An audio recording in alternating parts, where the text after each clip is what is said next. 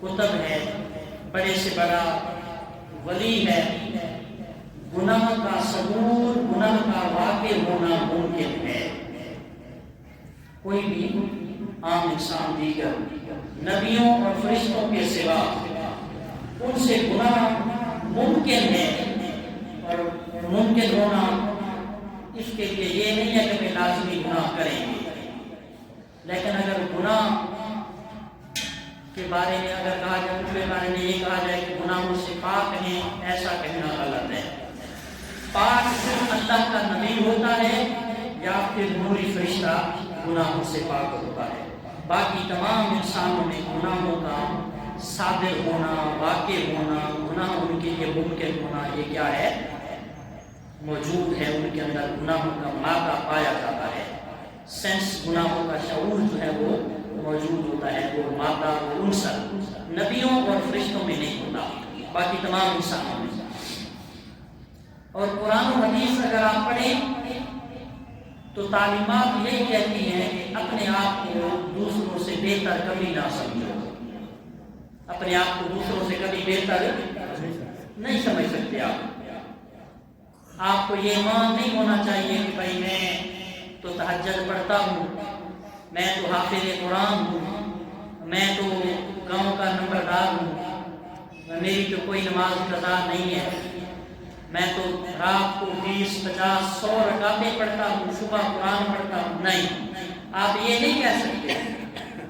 سمجھ رہے ہیں نا بات کو؟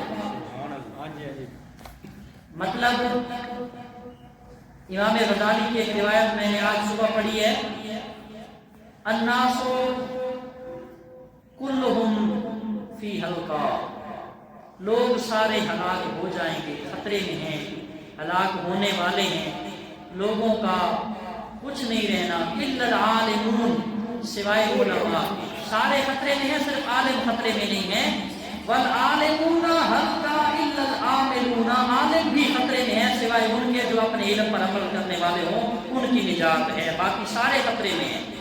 والعاملون کل حلقہ الا المخلصون، اور عمل کرنے والے بھی سارے خطرے میں ہیں سوائے وہ بچ جائیں گے، وہ خطرے میں نہیں ہیں، ان کی نجات پکی ہے جو مخلص ہوں گے۔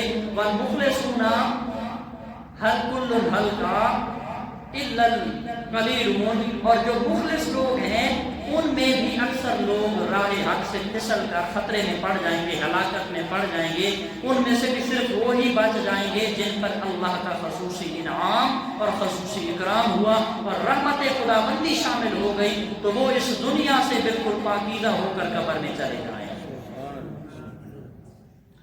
تو یہ کبھی گمان، گھمنڈ اور فخر ہمیں نہیں کرنا چاہیے، یا ذہنوں میں نہیں آنا چاہیے کہ بھئی میرے تو یہ عبادت، میرا تو یہ عمل، میری تو یہ چیز ہے کہ میں بخشا جاؤں گا یا چھٹکارا مل جائے گا۔ نہیں، بڑا مشکل کام ہے، بڑا مشکل کام ہے۔ یہ خوبصورت راتیں آتی ہیں، اور رات آنے والی ہے شب برات، شب برات۔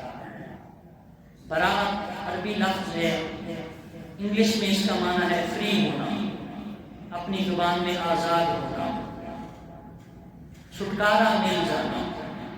یہ چھٹکارا مل جانا، فری ہونا، بری ہونا، برات، آزاد ہونا، اسی لیے کہا جاتا ہے کہ اللہ نیک لوگوں کو بخشتا ہے، ان کے درجے بلند فرماتا ہے، اور گناہ گاروں کی توبہ پر گناہوں سے چھٹکارا اور جہنم سے آزادی دے کر جنتی بنا دیتا ہے۔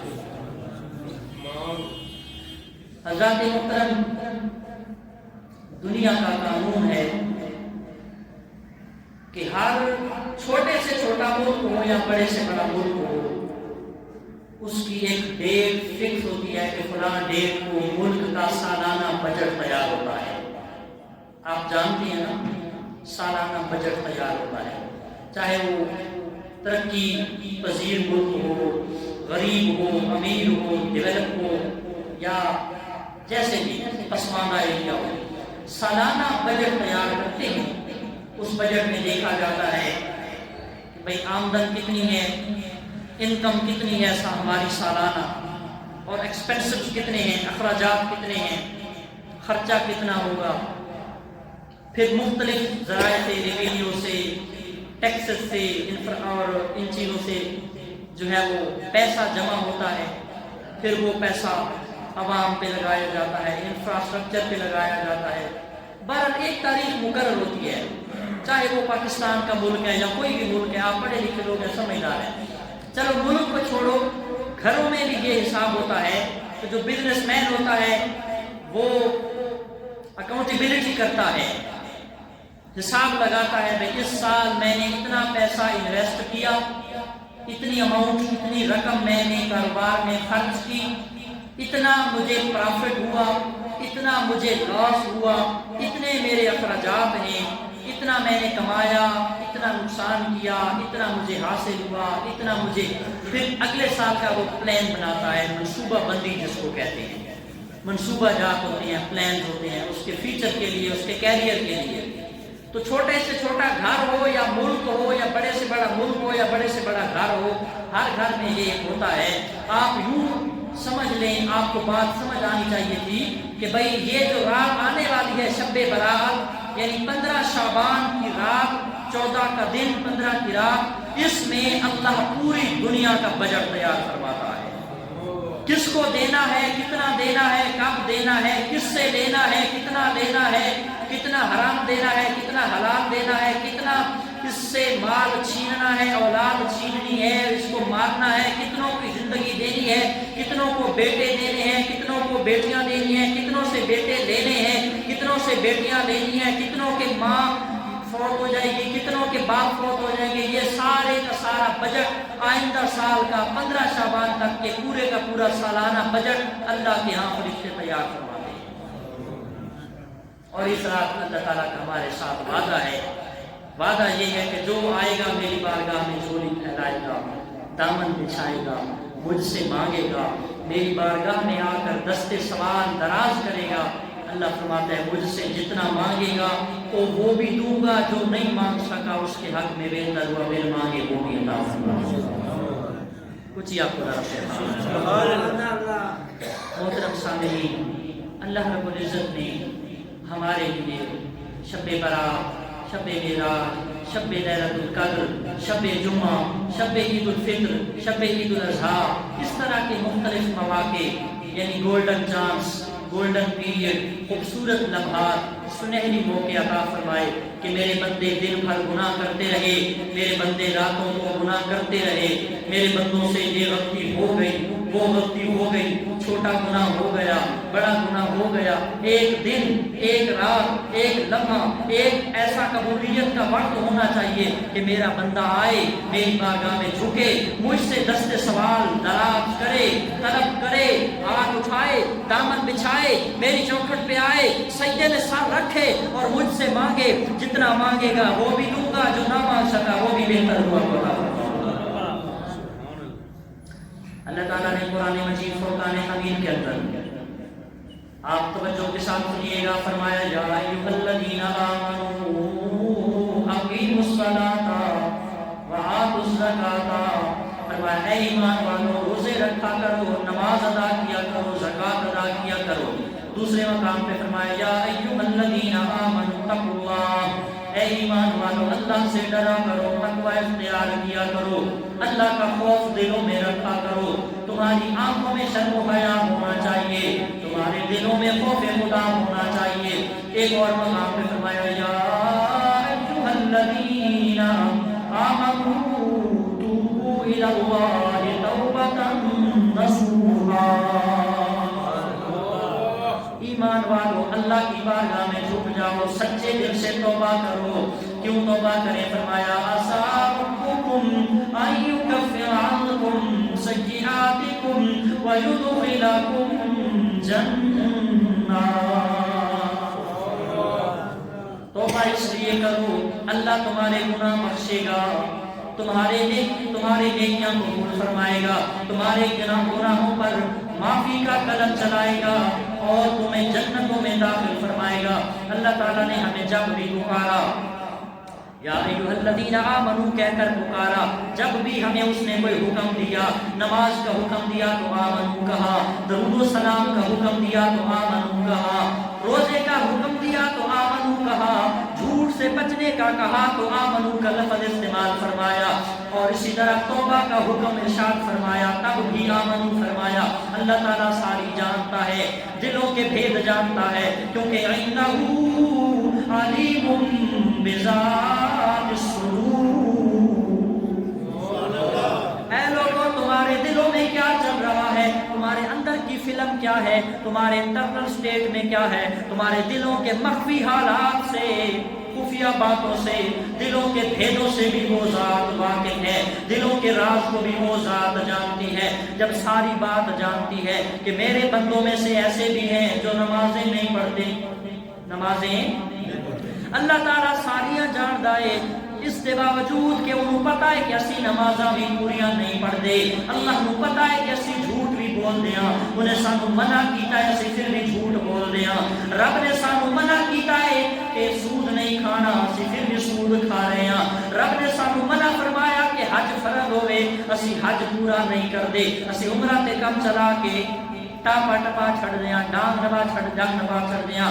حضرات محترم، اللہ رب العزت نے ہمیں جس چیز کے کرنے کا حکم دیا، نمازیں پوری پڑھو، زکوٰۃ پوری ادا کرو، ہم زکوٰۃ کو بوجھ سمجھ رہے ہیں، ٹیکس سمجھ رہے ہیں، زکوٰۃ ادا نہیں کر رہے۔ اللہ نے حکم دیا کہ ماؤں کا حق نہ کھاؤ، بہنوں بیٹیوں کا حق نہ کھاؤ، ہم بہنوں کا حق بھی کھا رہے ہیں، بیٹیوں کا حق بھی کھا رہے ہیں، ماؤں کے حق بھی دبا رہے ہیں، مظلوم پہ ظلم بھی کر رہے ہیں، لوگوں کا مال بھی کھا رہے ہیں، یتیموں کا مال بھی ہڑپ کیے جا رہے ہیں، اللہ کی مخلوق کو بھی ستا رہے ہیں۔ اللہ نے جس جگہ پر بھی مخاطب کر کے ہمیں کوئی حکم دیا تو فرمایا یا ایھا الذین آمنوا، اے ایمان والو۔ حالانکہ اللہ کو پتا ہے کہ ہمارے کام ایمان والے نہیں ہیں، ہمارے کام بے ایمانی والے ہیں، جس طرح ایمانداروں کے کام ہوتے ہیں کہ ایماندار وعدہ خلافی نہیں کرتا، ہم بے ایمان لوگ وعدہ خلافی کر رہے ہوتے ہیں۔ اللہ کا حکم ہے کہ اے لوگوں، شراب نہیں پینی، ہم شراب پی رہے ہیں، شراب بیچ رہے ہیں، ہمارے حکمران شراب پی رہے ہیں، شراب کو جائز قرار دینے کے لیے اسمبلیوں میں بل پیش کر رہے ہیں۔ ہمارے معاشرے کے اندر سود کے متعلق رب نے قرآن میں کتنی بار اعلان جنگ فرمایا کہ سود حرام ہے، سود کھانے والا ایسے ہے، سود کا دھندا، سود کا کام کرنے والا ایسے ہے جیسے کوئی بیٹا اپنی سگی ماں سے بدفعلی کرتا ہے۔ لیکن پھر بھی ہمارے بینکس میں، ہمارے بینکوں میں، ہمارے بزنس میں، ہمارے کاروباروں میں، ہماری ملوں، فیکٹریوں، انڈسٹریوں میں سود کا کام عام ہے، ہر چیز میں دھوکہ ہے، ہر چیز میں ملاوٹ ہے، مرچوں میں ہم اینٹیں پیس کر ڈال رہے ہیں، نمک میں ہم پتھر پیس کے ڈال رہے ہیں، دیسی گھی میں ہم ڈالڈا گھی ملا رہے ہیں، دودھ میں ہم پانی شامل کر رہے ہیں، پاؤڈر کا دہی بنا کر بیچ رہے ہیں، ساری بےایمانیوں کا اللہ کو پتا ہے۔ اللہ پھر بھی ہمیں بے ایمان نہیں کہتا، ایماندار کہتا ہے۔ بے ایمان اس نے کبھی نہیں کہا۔ رب سے جو پوچھا گیا ہوگا کہ یا اللہ تو ہمیں بے ایمان کیوں نہیں کہتا، جبکہ تو دلوں کے بھید سے بھی واقف ہے، تو دلوں کی بولیاں بھی جانتا ہے، تو دلوں کے رازوں سے بھی واقف ہے۔ بے ایمانی والے کام کرنے کے باوجود تو ہمیں ایماندار کہتا ہے۔ اللہ فرماتا ہے اے لوگوں، میں تمہارے گناہوں کی طرف دیکھوں، میں گناہگار کی طرف نہیں دیکھتا، بے ایماندار کی طرف نہیں دیکھتا، میں تو مدینے کے تاجدار کی طرف دیکھتا ہوں۔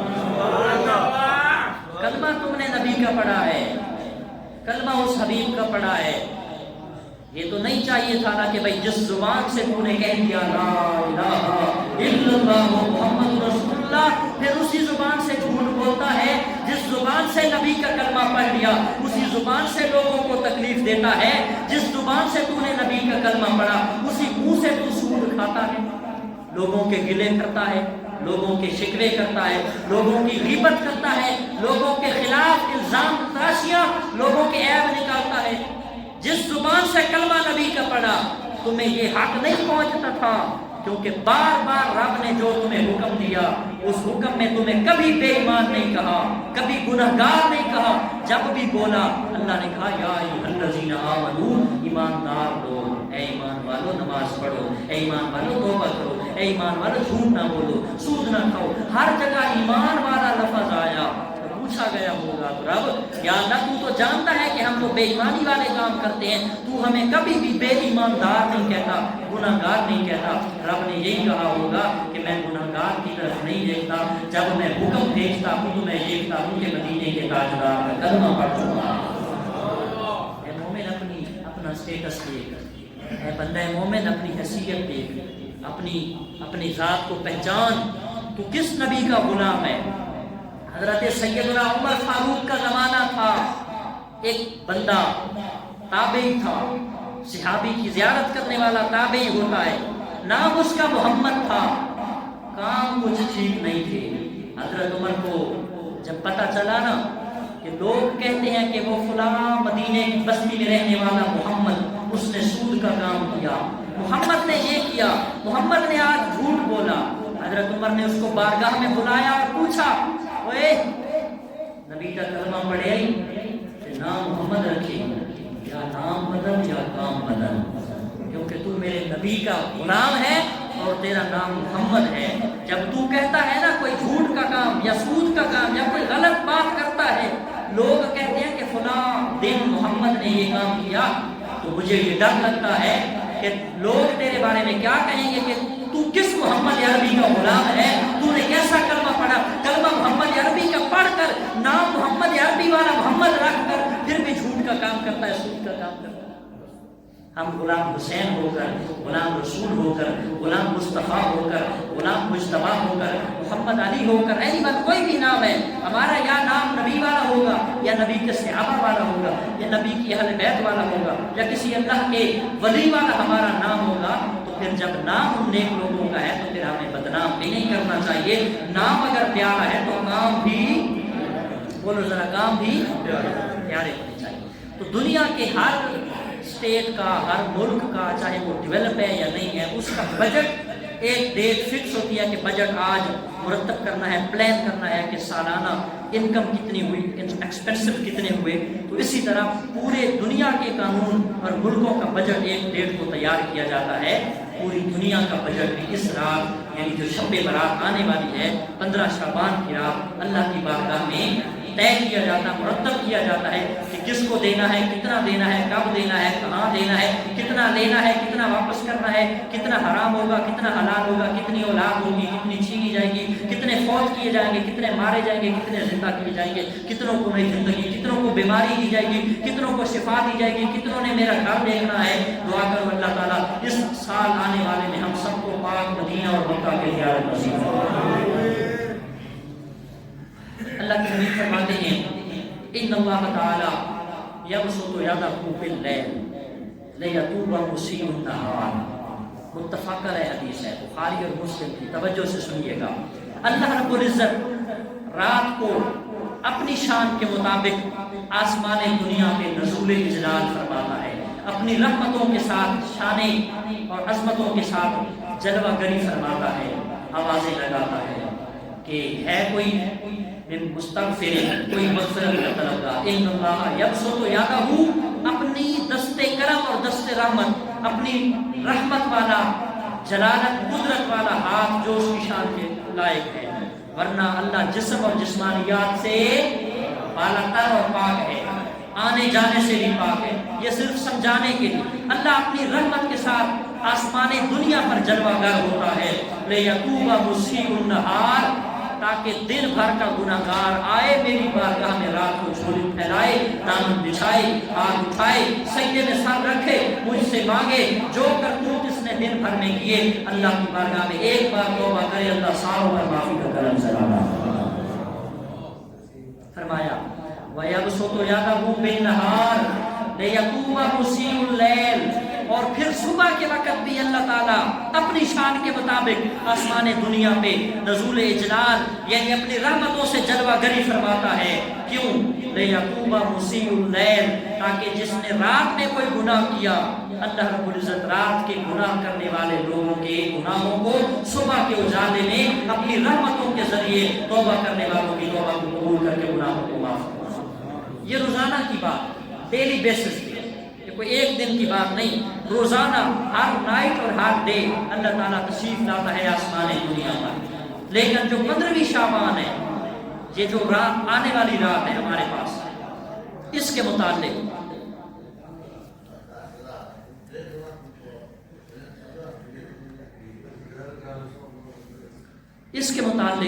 میرے کریم نبی صلی اللہ علیہ وسلم یہ بات میں کر دیجیے گا، حضور علیہ السلام کا فرمان عالی شان جس کا مفہوم یہ ہے کہ جب 15ویں شعبان آتی ہے، اذا کان، حضرت علی اس روایت کے راوی ہیں، اذا کانت لیلۃ من نصف شعبان، فرمایا جب شعبان کی 15ویں رات آتی ہے، اللہ رب العزت جیسے ہی سورج غروب ہوتا ہے، یعنی مغرب ٹائم، شام کے وقت، اپنی شان کے مطابق اپنی رحمتوں سے پہلے آسمان پر جلوہ گری فرماتا ہے، سورج کے غروب ہونے کے وقت تشریف لاتا ہے، اور اللہ تعالیٰ یہ اس کی رحمت آوازیں لگاتی ہے، الا من مستغفر، ہے کوئی مغفرت کا طلبگار، فاغفر لہ، میں اس کی بخشش کر دوں، الا من مسترزق، ہے کوئی رزق کا تنگ دست، رزق کا طلبگار جو آج مجھ سے رزق مانگے، اس کے رزق میں برکت ڈال دی جائے، اس کے لیے رزق کے دروازوں کو کھول دیا جائے۔ اسی طرح کوئی ہے ادا من مبتلا فعافہ لہ، ہے کوئی مصیبت میں پھنسا ہوا، مشکلات میں گھرا ہوا، آج مجھ سے عافیت طلب کرے، میں اس کے لیے عافیت کے دروازے کھول دوں۔ الا قضا و قضا، الا قضا و قضا، حدیث کے الفاظ ہیں، اللہ کے محبوب فرماتے ہیں اللہ رب العزت شام کے وقت سے لے کر صبح آفتاب تک، سورج کے طلوع ہونے تک، پوری رات آسمان دنیا پر اپنی رحمتوں کے ساتھ اپنی شان کے مطابق جلوہ گری فرماتا ہے، اور اس کی رحمتیں پکار پکار کی آوازیں لگاتی ہے کوئی مغفرت کا طلبگار، ہے کوئی مغفرت مانگنے والا، آئے میرے پاس اور مجھ سے مانگے، میں اس کی بخشش کر دوں، ہے کوئی رزق کا پیاسا، اس کے رزق کی پیاس کو بجھاؤں، ہے کوئی صحت کا متلاشی، اس کی صحت والی، اس کی بیماری والی ٹینشن دور کر کے اس کو صحت عطا فرماؤں، اور پوری رات اللہ کی رحمت کی آوازیں لگاتی رہتی ہے۔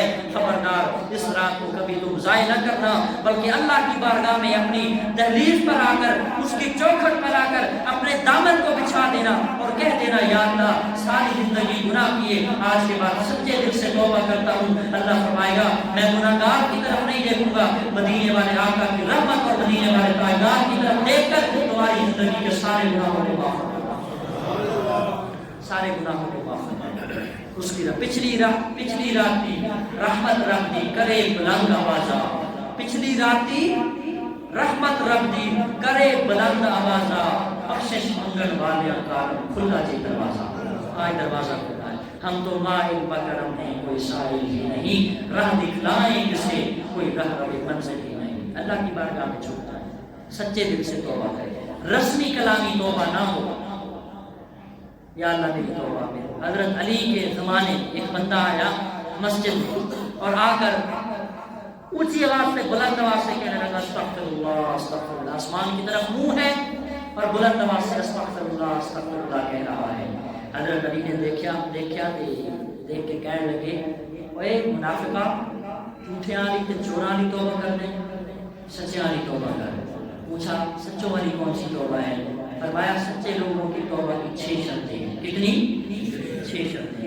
ایک گناہ کیا، دوبارہ اس گناہ کی طرف کبھی سوچنا نہیں، گناہ کی طرف جانا نہیں، اس گناہ کی طرف جانے کی سوچ سے بھی ڈرنا، ایک پہلی شرط۔ دوسری یہ ہے اس گناہ پر شرمندگی اختیار کر، تیسرا آنسو بہا، اور چوتھا اللہ کی بارگاہ میں جھک جا اور بالکل عاجزی اختیار کر، اور پانچویں یہ ہے کہ تیرا دوبارہ گناہ کی طرف یندم العبد الى الذنب الذي اصاب فيعتذر اليك ثم لا يعود كما لا يعود اللبن الى الضريع، تمہارا گناہوں کی طرف جانا ایسے ناممکن ہو، ایسے امپاسبل ہو، جس طرح بکری کے تھنوں سے دودھ دوہ لیا جائے تو دوبارہ دوہا ہوا دودھ دوبارہ تھنوں میں داخل کیا جا سکتا نہیں، اسی طرح تمہارا گناہوں کی طرف دوبارہ جانا ممکن نہ ہو، یعنی کبھی دوبارہ گناہ کی طرف سوچنا بھی نہیں، پلٹنا بھی نہیں گناہ کی، یہ نہیں ہے کہ بھئی توبہ کر لی پھر گناہ کر لیا اور پھر توبہ کر لی اور مجلس میں آیا، محفل میں آیا، مسجد میں آیا، شب برات ہو یا شب قدر ہو یا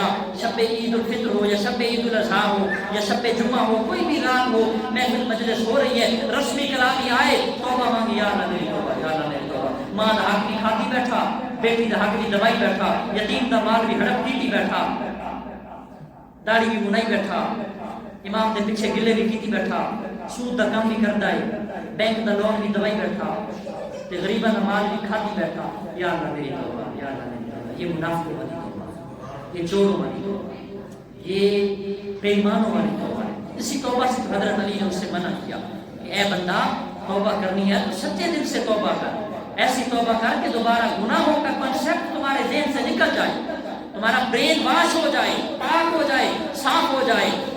حضرت مائر اسلمی، بخاری مسلم کی حدیث آپ کو پڑھ کے دکھا سکتا ہوں، حضرت مائر اسلمی آئے اور آ کر عرض کیا یا نبی اللہ طہرنی طہرنی، اے اللہ کے محبوب مجھے پاک کیجیے، مجھے پاک کیجیے، مجھے صاف کیجیے، میری انٹرنل سٹیٹ، مجھے دل کی میل، مجھے میرا دل صاف کیجیے۔ مائر اسلمی کیا ہوا؟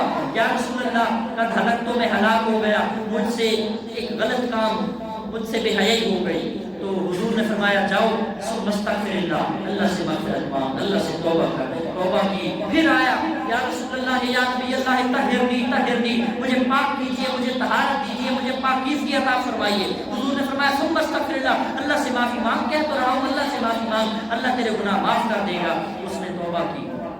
اس کے بعد حضرت مائر اسلمی رضی اللہ تعالیٰ عنہ چند دن بعد انتقال ہو گیا، انتقال ہوا۔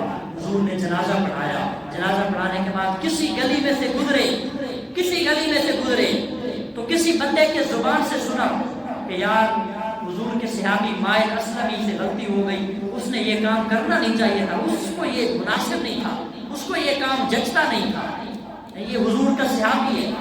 ہمارے یہاں تو امام سے غلطی ہو جائے نا پورا محلہ اس کے پیچھے پہ جاتا ہے، بھائی امام مسجد فرشتہ ہے یا اللہ کا نبی ہے؟ اپنے قصور تو نہیں نظر آتے۔ حضرت مائر اسلمی نبی کا صحابی، نبی کی بارگاہ میں آ کر اپنے گناہ کا اعتراف کر چکا۔ حضور کہہ رہے ہیں اللہ سے معافی مانگ، اللہ بڑا ہی کریم ہے، بڑا ہی کریم ہے، بڑا ہی رحیم ہے، بڑا ہی رحیم ہے، معاف کر دے گا۔ فوت ہو کے جنازہ پڑھایا، چند دن بعد گزرے کسی گلی سے کسی بندے کی زبان سے آواز آئی کہ یار مائر اسلمی کو یہ کام مناسب نہیں تھا، اس نے یہ غلط کیا۔ حضور کے چہرے پہ جلال آیا، سنا، غصے ہو گئے۔ حالانکہ حضور نے فرمایا غصہ حرام ہے، غصہ آئے تو وضو کرو، پانی پیو، کھڑے ہو تو بیٹھ جاؤ، بیٹھے ہو تو کھڑے ہو جاؤ یا لیٹ جاؤ تاکہ غصہ ختم ہو جائے۔ حضور نے غصہ کا اور خبردار چپ کر۔ میرے مائر اسلمی نے اللہ کی بارگاہ میں ایسی توبہ کی ہے، خدا کی قسم، حضور نے فرمایا اگر مائر اسلمی کی توبہ پوری دنیا کے گناہگاروں کے اوپر بانٹ دی جائے، اس نے ایسی سچی توبہ کی ہے، پوری دنیا کے گناہگاروں میں وہ توبہ بانٹ دی جائے پھر بھی اس کی توبہ کا حصہ بچ جائے، اتنا پاک اور صاف ہو کر اللہ کی بارگاہ میں پہنچا ہے، اتنا پاک صاف ہو کر اللہ کی بارگاہ میں وہ پہنچا ہے وہ بندہ۔ ایک بندہ آیا حضور کی بارگاہ میں عرض کیا یا رسول اللہ صلی اللہ علیہ وسلم بڑا گناہگار ہوں، بڑا خطاکار ہوں، بڑے غلط کام کیے، بڑا ہی مجھ سے غلط کام ہو گئے۔ حضور نے فرمایا کتنے گناہ کیے؟ یہ جو درخت نظر آ رہے ہیں ان درختوں کے پتوں کے برابر گناہ ہے؟ یا رسول اللہ درختوں کے پتے تھوڑے ہیں، میرے گناہ زیادہ ہیں۔ فرمایا اچھا پھر پہاڑ کے پتھر نظر آ رہے ہیں پتھروں سے بھی زیادہ؟ جی ہاں یا رسول اللہ پہاڑ کے پتھروں سے بھی میرے گناہ زیادہ۔ اچھا پھر زمین کے ذرے، ریت کے ذرات، ان سے بھی گناہ زیادہ؟ جی ہاں یا رسول اللہ ان سے بھی گناہ زیادہ۔ حضور پوچھتے گئے، وہ بتاتا گئے یا رسول اللہ میرے گناہ بڑے زیادہ، بہت زیادہ، میرے بڑے گناہ، ہر چیز سے میرے گناہ بڑھ کر ہیں۔ حضور نے آخری باری پوچھا کیا تیرے گناہ اللہ کی رحمت سے بھی بڑے ہیں؟ تھوڑی چپ تو بھی صدقے جاؤ، اچھی بولو ذرا۔ حضور نے پوچھا تمہارے گناہ اللہ کی رحمت سے بھی بڑھ کر ہیں؟ عرض کیا نہیں یا رسول اللہ اللہ کی رحمت تو بہت وسیع ہے۔ جب تھوڑی اجازت ہو تو قرآن پڑھا۔ بسم اللہ الرحمن الرحیم قل یا عبادی الذین اسرفوا علی انفسہم لا تقنطوا من رحمت اللہ ان اللہ یغفر الذنوب جميعا انہ هو الغفور الرحیم۔ اے نبی میرے بندوں سے فرما دیجئے لا تقنطوا من رحمت اللہ، اللہ کی رحمت سے کبھی مایوس نہ ہونا۔ حضور نے پوچھا تمہارے گناہ اللہ کی رحمت سے بھی بڑھ کر؟ عرض کیا نہیں یا رسول اللہ اللہ کی گناہ اللہ کی رحمت سے بڑھ کر میرے گناہ نہیں۔ حضور نے فرمایا پھر توبہ کر۔ اس نے سچی توبہ کی۔ میرے سرکار نے فرمایا میرے صحابی نے اتنی پکی توبہ کی ہے اگر 70 لوگوں پر توبہ بانٹ دی جائے پھر بھی اس کی توبہ بڑھ جائے گی۔ میرے نبی صلی اللہ تعالیٰ علیہ وسلم حضرت موسیٰ علیہ نبینا علیہ السلام کا زمانہ. ترمذی شریف کی حدیث کی روایت پڑھ کے گفتگو وائنڈ اپ کروں گا، ٹائم ختم ہو گیا. ایک بندہ بتوں کے سامنے کھڑے ہو کر اللہ کی بتوں کے سامنے بتوں کی پوجا کرتے ہوئے کہہ رہا تھا یا سنم یا سنم یا سنم، اے بت اے بت اے بت. اپنی عبادت کر رہا تھا جس طرح ہم پڑھ رہے ہوتے یا اللہ یا سمد یا سمد. اچانک اس کو آنکھ لگی، اونگ آئی، نیند آئی، غفلت میں زبان پھسلی، یا سنم کے بجائے زبان سے نکل گیا یا سمد، اے بے نیاز ذات. اللہ نے فرمایا اے جبریل، آواز آئی چی رب جلیل. اللہ نے فرمایا جبریل جا تو صحیح، ذرا میرے بندے کو کچھ مانگ دے صحیح. کی مانگ رہے ہیں؟ جو منگے گا اللہ عطا فرما دے گا. ترمذی کی حدیث کی روایت ہے حضرت جبریل نے عرض کیا یا اللہ تو کو جانتا ہے وہ بتوں کا پجاری ہے، وہ موحد نہیں، توحید پرست نہیں ہے، اس کو میں کیسے جا کر بول دوں کہ اللہ تجھے کہہ رہا ہے کہ جو تو نے مانگنا ہے مانگ لو. اللہ فرماتا ہے یا اے جبریل، اس نے ساری زندگی سنم سنم یا سنم یا سنم، اے بت کے الفاظ بولے. اس نے آج غلطی سے مجھے یا سمجھ کہا، میں جانتا ہوں اس نے مجھے جان بوجھ کر، اس نے ارادہ تک نہیں کہا، غیر ارادی طور پر اس کا ارادہ نہیں تھا، اس کا ذہن نہیں تھا، اس کو نیند آ گئی، آنکھ لگ گئی، اونگ آ گئی، اس کی وجہ سے یا سنم کہنے کی بجائے یا سمد کہہ بیٹھا. اے جبریل ذرا بتا تو صحیح، پھر یا سنم اور یا سمد کہنے میں فرق کیا رہ جائے گا؟ وہ بت کو پکارے، بت بھی آواز نہ دے، اور مجھے پکارا تو ہے چاہے غلطی سے پکارا، اور سمد کو پکارا، بے نیاز ذات کو پکارا، بے نیاز ذات بھی اس کی دعوت پر لبیک نہ کہے تو پھر سنم اور سمد میں فرق کیا رہ جائے گا؟ بھول کر کوئی پکارے، بت کے سامنے کھڑے ہو کر بتوں کا پجاری اس کو پکارے، اس کو محروم نہیں رکھتا. یا تو دے میں تے مومن ہاں، اسی دے نبی دا کلمہ پڑھے ہاں، اسی دے حضور دے دامن رحمت نال وابستہ ہے. سانو چاہیے سچے دل نال توبہ کریے، چھوٹ جائیے. اللہ کے محبوب صلی اللہ علیہ وسلم نے ارشاد فرمایا 15 شعبان کی رات حضرت عائشہ صدیقہ نے بستر پہ نہ پایا تو گئی، دیکھا جنت البقیع کے قبرستان میں ایک روایت سجدے میں سر، ایک روایت آسمان کی طرف ہاتھ بلند اور چہرہ آسمان کی طرف، اللہ سے امت کے گناہوں کی بخشش کا سوال کیا. راتوں کو اٹھ اٹھ کر گناہوں سے پاک نبی نے اس گناہگار امت کے لیے راتوں کو اٹھ اٹھ کر سجدے کیے اور اللہ سے دعائیں مانگی. اے عائشہ تم کیا نہیں جانتی کہ آج وہ رات ہے کہ اللہ رب العزت آج کی رات قبیلہ بنو کلب، عرب کا قبیلہ یہ بنو کلب ایک قبیلے کا نام ہے، یہ بکریاں پالنے میں بڑا مشہور تھا. اپنا اپنا بزنس ہوتا ہے، کاروبار ہوتا ہے، کوئی بکریاں پالتا تھا، کوئی اونٹ پالتا تھا، کسی کا کپڑے کا تجارت تھی، اور اس طرح ہر قبیلہ بنو کلب کا اتنا بڑا قبیلہ کہ ان کی بکریوں کی تعداد کو بھی کوئی نہیں جانتا تھا. اتنا بڑا قبیلہ کہ پورے عرب میں، پورے اس ایریا میں ان کا قبیلہ مشہور ہوتا تھا کہ بکریوں والا قبیلہ. اے عائشہ تم نہیں جانتی آج کی رات اللہ رب العزت قبیلہ بنو کلب کی بکریوں کے بالوں کی تعداد سے بھی بڑھ کر میری امت کے گناہگاروں کے گناہوں کو بخش دیتا. ایک بکری لے آؤ بیٹھے تو دے بال گنو، میں من جاؤں گا کوئی ایک بندہ ایک بکری دے بال، اپنے سر دے بال کوئی کسے اور دے سر دے بال، داڑھی دے بال کوئی گن کے دس دے، کوئی نہیں گن سکتا، کاؤنٹ کوئی نہیں کر سکتا. ممکن ہی نہیں ہے کہ بندہ کسی کے سر کے بال یا کسی ایک بکری کے بالوں کی تعداد کو گن دے. اللہ کے نبی تمہارے علم غیب پر قربان جاؤں، میری ماں باپ، میری نسلیں، میرا سب کچھ یا رسول اللہ آپ کے قدموں پر قربان. میرا نبی یہ بھی جانتا ہے کہ قبیلہ بنو کلب کی بکریاں کتنی ہیں، بکریوں کے بالوں کی تعداد کتنی ہے، میری امت کے گناہ کتنے ہیں، اور میری امت کے گناہگاروں کی بخشش والوں کی تعداد کتنی ہے. اللہ تبارک متفق علیہ حدیث ہے. قبیلہ بنو کلب کی بکریوں کے بالوں کی تعداد سے بھی بڑھ کر اللہ رب العزت آج یعنی 15 شعبان کی رات اللہ رب العزت ان کے گناہوں پر معافی کا کرم چلاتا ہے. ہمیں چاہیے سچے دل سے توبہ کریں، کسی کا مال، کسی کا حق دبایا کھایا ہے وہ دیں، سود جھوٹ کے کام نہ کریں، غیبت چغلی سے بچیں اور سچے دل سے توبہ کریں. اور زندگی مہلت دے نہ دے، اگلا سال دیکھنا نصیب ہو نہ ہو، پھر کیسے معاملات پیش آتے ہیں. سامنے گل پلازا آپ کے سامنے ہے، کراچی والا جواب لگی ہے گل پلازا میں، ہاں جی 1200 دکانیں چل گئی، 8000 لوگ بے روزگار ہو گئے، تقریباً 80 سے زیادہ لوگ جو ہیں وہ جاں بحق ہو گئے. کتنے لوگ ایسے ہیں جن کی لاشوں کا ٹکڑا ہی نہیں ملا، ٹکڑا ہی نہ ملا. ایک فیملی کے 6 افراد گئے شادی کی شاپنگ کرنے اور ان کے گھر میں کیچڑے واپس آئے، لاشوں کی ہڈیاں واپس آئیں، کچھ بھی واپس نہیں آئے. کچھ بھی واپس نہیں آیا. میں بوڑھا ہوں گا, ریٹائرمنٹ پر پاؤں جو ہے وہ آؤں گا تو پھر نماز پڑھوں گا, پھر روزے رکھوں گا, تسبیح کروں گا. نہیں, یہ بات نہیں ہے, بلکہ آج اللہ کی بارگاہ میں آج مانگیں, اس سے آج چھوٹ جائیں, بوڑھے ہونے کا انتظار نہ کریں. کتنے لوگ ایسے ہیں جنہوں نے کل سے نماز شروع کرنی تھی اور وہ قبرستان میں دفن ہے. بھائی کل شروع کریں.